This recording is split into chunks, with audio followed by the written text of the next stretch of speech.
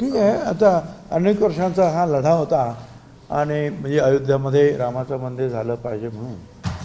आणि हेही खरं आहे की त्या लढ्यामध्ये काही अनेक लोकांचं बलिदानसुद्धा झालेलं आहे. आणि आपण पाहतो आहे की देशभर जे आहे राम जन्मभूमीच्या बाबतीमध्ये प्रचंड उत्साह, प्रेम सगळीकडे दिसतं आहे. आणि मंदिरसुद्धा चांगलं निर्माण झालेलं आहे. आणि माझी खात्री आहे की लाखो लोक जे आहे ते मंदिर बघायला यापुढे सुद्धा जातील, देशातले परदेशातले सुद्धा. ज्यांच्या भावना ज्या आहेत रामाप्रती, ती सगळी मंडळी जी आहे, जे रामभक्त जे आहेत, हे निश्चितपणं कदाचित उद्या नाही, 1 महिन्याने 2 महिन्याने, परंतु आता ते सतत जे आहे निश्चितपणे जे आहे जात राहणार. जसं आपल्या नाशिकला पंचवटीमध्ये येतात लोक, राम मंदिर वगैरे, किंवा आपल्या गोदावरी नदीवर ओघ चालू असतो धार्मिक पर्यटनाचा. तो धार्मिक पर्यटनाचा ओघ जो आहे हा अयोध्येला आता यापुढे सतत चालू राहील. या सोहळ्याला राजकीय असल्याचं किंवा भाजपचा सोहळा असल्याची टीका अनेकांनी केली होती. या सोहळ्यावर हा सोहळा केवळ राजकीय आहे, भाजपचा हा सोहळा आहे अशी टीका विरोधकांकडून सातत्याने केली जाते. उद्या होणारा जो सोहळा आहे,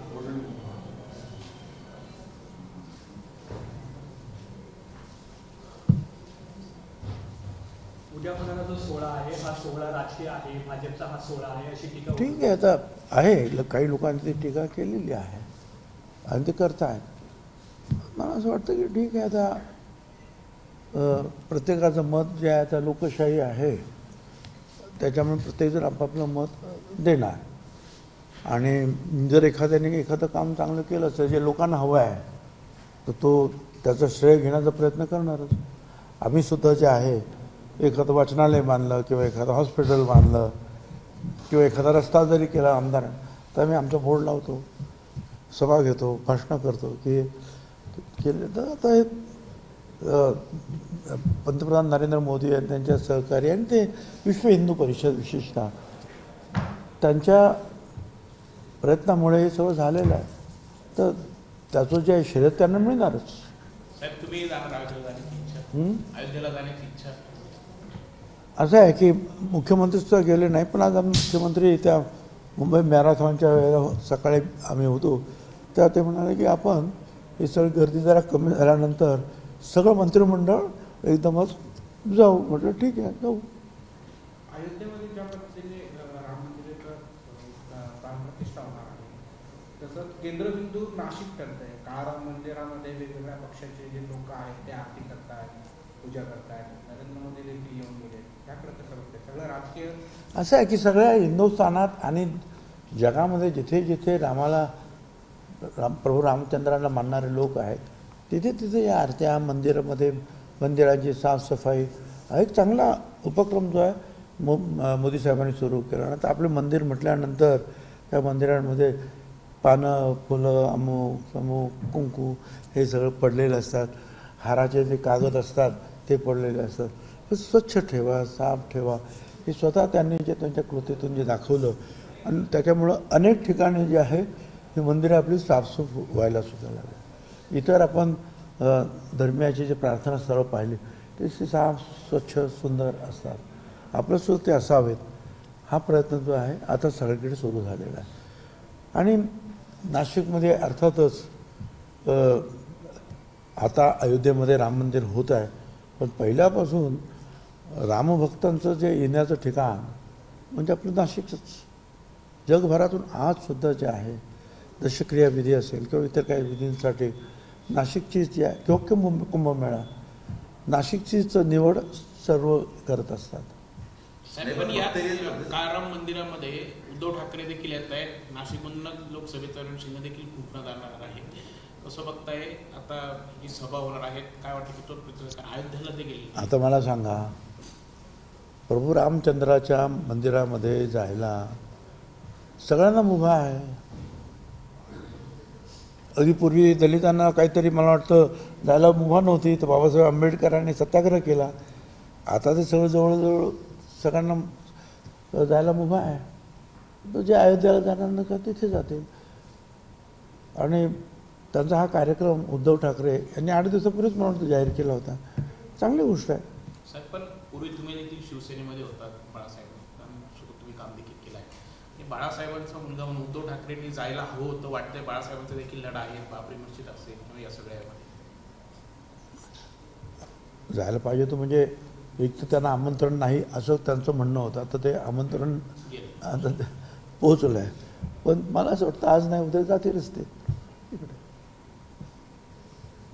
मोठ्या मराठा नगरपर्यंत पोहोचले निघाले. ठीक आहे, लोकशाहीमध्ये आता हे मोर्चे वगैरे सोड, परंतु आमचं म्हणणं सरकारला किंवा जनतेला एवढंच आहे की आम्ही ओबीसीसाठी जे आहोत ते एका जातीसाठी लढत नाही. आम्ही सर्व 374 जातींसाठी लढतो आहोत. त्यांना आरक्षण जे 27% मिळायला पाहिजे ते आतापर्यंत फक्त 9.5% आरक्षण मिळालेलं आपल्याला पाहायला मिळते आहे.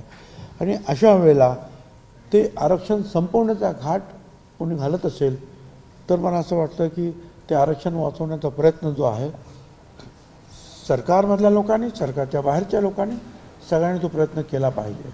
मराठा समाजाला आरक्षण नक्की द्या, परंतु ते आरक्षण वेगळं द्या ही आमची भूमिका पहिल्यापासूनची आहे. ते ज्यावेळेला पृथ्वीराज चव्हाण आणि मी स्वतः त्या मंत्रिमंडळात होतो त्यावेळेलासुद्धा हा प्रयत्न झाला, परंतु तो काही यशस्वी झाला नाही. मग फडणवीस यांनी गायकवाड आयोगाच्या माध्यमातून तो प्रयत्न केला. तो हायकोर्टापर्यंत टिकला, सुप्रीम कोर्टामध्ये टिकला नाही. आता परत तो सुप्रीम कोर्टामध्ये सुद्धा तो कसा टिकेल यासाठी प्रयत्न सुरू आहे. परंतु काही लोकांचा हटवाद असा आहे की नाही आम्हाला ओबीसीमध्येच सर्व मराठा समाजाला आरक्षण द्या. तर ही मागणी अतिशय चुकीची आहे. कारण मराठा समाजाला आरक्षण मागासवर्गीयांमध्ये देणं याच्यासाठी 4 ते 5 जे आयोग होते, मग खत्री आयोग होता, बापट आयोग होता, म्हसे आयोग होता, सराफ आयोग होता, सगळ्यांनी नकार दिलेला आहे. आणि सुप्रीम कोर्टाने सुद्धा स्पष्टपणे नाकारलेला आहे. त्याच्यामुळे असा काही उद्योग करणं किंवा काम करणं म्हणजे पुन्हा एकदा सुप्रीम कोर्टाने ते रद्दबातल करण्यासारखंच होणार आहे. म्हणून आज सरकार जे करतं आहे की हे आरक्षण वेगळं आपल्याला कसं देता येईल ते टिकवण्यासाठी काय काय कुठल्या गोष्टींची आवश्यकता आहे वेगळं आरक्षण देण्यासाठी, त्यासाठी सरकार प्रयत्न करत आहे. परंतु त्याच्यासाठी वेळ लागतो. काही लोक जे आहेत तो वेळ सुद्धा द्यायला तयार नाही आहेत. आणि सरकार पुढे आणि जनतेपुढे काही अडचणी निर्माण करण्याचा प्रयत्न करत आहेत. तर मला असं वाटतं की अशा प्रकारची ही एक प्रकारचे म्हणजे जो प्रकार बीडला झाला ही झुंडशाहीच, लोकांच्या घरांना आगी लावणं, दहशत निर्माण करणं. ह्या दहशतीपुढे सरकार असो किंवा न्यायालय असो कुणीही नमतं घेता कामा नये. त्यांनासुद्धा न्याय द्या, पण तो न्याय देत असताना ओबीसीवर अन्याय होणार नाही याची काळजी सर्व संबंधितांनी घेतली पाहिजे. साहेब, जरांगीने आताच म्हटलंय धमक्या द्यायच्या नाहीत, आम्ही भीत नाही, मुंबईत आल्यावर पाहतो आरक्षण कसं मिळत नाही. हा म्हणजे सरकारला धमकी देतात, ते जनतेला धमकी देतात, कसं आहे पाहतो वगैरे वगैरे. लोकशाहीमध्ये हे अभिप्रेत नाही. त्याच आंदोलनाचा धसका घेऊन मुख्यमंत्री शिंदे अयोध्येला गेले नाही अशी चर्चा. नाही, अनेक लोक गेले नाहीत त्याच्यामध्ये, असं काही नाही. आणि कित्येक मुख्यमंत्र्यांना तर आमंत्रणच दिलेलं नाही, हे सुद्धा वर्तमानपत्रात आलेलं आहे. पण इतर अनेकांना जे आहे आमंत्रण दिल्यामुळे ते एवढी गर्दी आहे की अनेक मुख्यमंत्र्यांना आमंत्रण दिलं गेलं नाही. म्हणजे मला तर असं आढळून आलं की अयोध्येचे जे उत्तर प्रदेशचे मुख्यमंत्री त्यांनाच कायदेशीर नियमितपणे आमंत्रण देण्यात आलेलं आहे. त्यामुळे ते तुम्ही म्हणता त्याच्यावर ते काही बरोबर नाही आहे. साहेब, सरसंघचालक मोहन भागवत यांनी आवाहन केलं आहे लेखामधून की अयोध्या राम जन्मभूमीनिमित्त आजवर झालेले वाद आणि कटुता आता संपायला होईल. अतिशय चांगलं अशा प्रकारचे आव्हान आहे.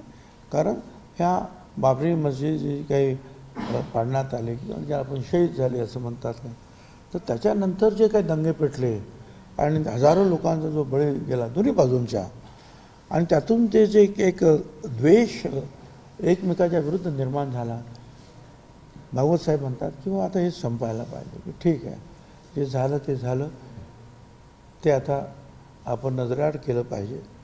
राम मंदिरसुद्धा उभं राहिलं आहे आणि मस्जिद उभी करण्यासाठी सुद्धा वेगळी जागा सुप्रीम कोर्टानं आणि सरकारनं त्यांना दिलेली आहे. ते त्यांचं काम करतील आणि आता हे आज जे दुःखद ज्या काही या घटना आहेत त्या आपण नजरेआड केल्या पाहिजे. चांगली गोष्ट आहे, त्याचं मी स्वागत करतो.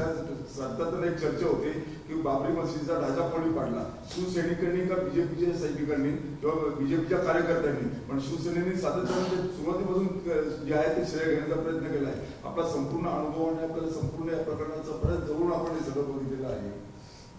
हे पहा, शिवसेनेचा जो ढाचा जो आहे, जो त्या बाबरी मस्जिदचा ढाचा जो आहे, हा कारसेवकाने जो पाडला, त्या कारसेवकांमध्ये निश्चितपणे शिवसैनिकसुद्धा होते. पण पाडल्यानंतर काही लोकांनी जी भूमिका घेतली की ते आम्ही नाही, शिवसैनिकांनी पाडलं, त्यावेळेला बाळासाहेब ठाकरे जे आहे उभे राहिले सांगितलं होय तो शिवसैनिकांनी पाडला असं तुम्ही म्हणत असाल तर मला त्या सर्व शिवसैनिकांचा अभिमान आहे. हे बाळासाहेबांचं वाक्य सगळ्यांना कल्पना आहे त्याची. त्यावेळेला मी खरं म्हणजे काँग्रेसमध्ये होतो,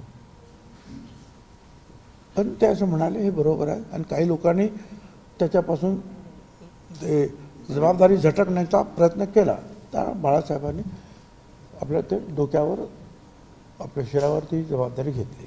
आता त्यांच्याच मुलावर आरोप करण्यात येतोय की तुमचं काही योगदान नाही त्याच्यामध्ये. बाळासाहेबांच्याच मुलावर. ठीक आहे, आता जाऊ दे. ते प्रश्न तुम्ही त्यांना विचारा, त्यांना विचारा. तुम्ही नाशिकमध्ये राम मंदिरात चला झालं सगळं. अरे बाबा, मी तुम्हाला कल्पना आहे का, मी काय नास्तिक नाही आहे. मी पंढरपूरची पूजा करून आलो. मी सप्तशृंगी मातेची नेहमी दर्शन घेत असतो, भवानी मातेचं दर्शन घेतो.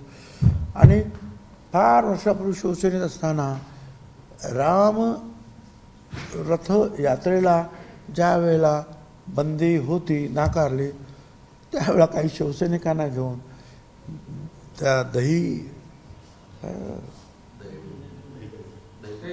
दहीपुलावर ते एका गल्लीतून श्रीरामाचे फोटो गळ्यात अडकवून मी काही शिवसैनिकांना घेऊन बाहेर पडलो. आणि तिथून नंतर गंगेवरून म्हणजे गोदावरी नदीवरून संपूर्ण जे आहे जिथे जिथे त्यांनी मला सांगितलं होतं जायचं नाही, त्या सर्व ठिकाणी जाऊन आल्यानंतर आम्ही ती अटक स्वीकारली. माहिती आहे असं आहे की, पण ठीक आहे, अंधश्रद्धा नसावी, श्रद्धेला निश्चितपणे असावी, काय हरकत नाही. एबीपी माझा, उघडा डोळे बघा नीट.